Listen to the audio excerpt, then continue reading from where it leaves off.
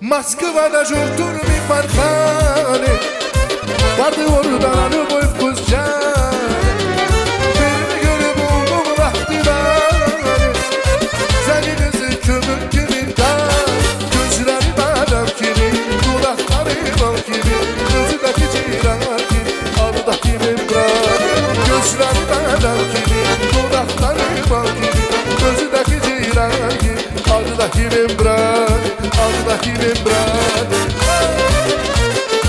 Ay canım baba, bak bak bak.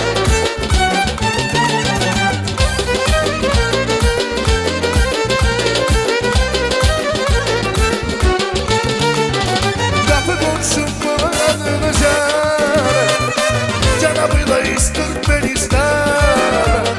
Karesmetini şurana, genç şu kaç insan.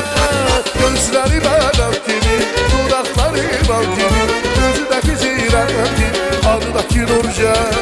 Gözleri badem gibi, dudakları bal gibi, gözündeki ceylan gibi, aldaki Nurcan, aldaki Nurcan.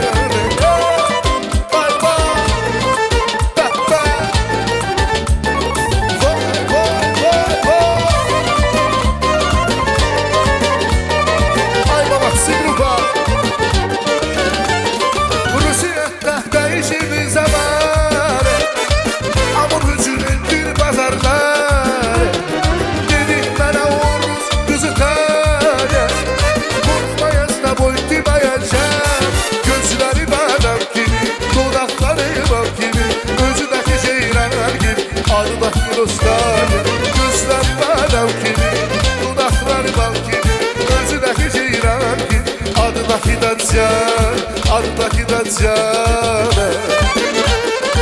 Baba baba baba, bana sığınma.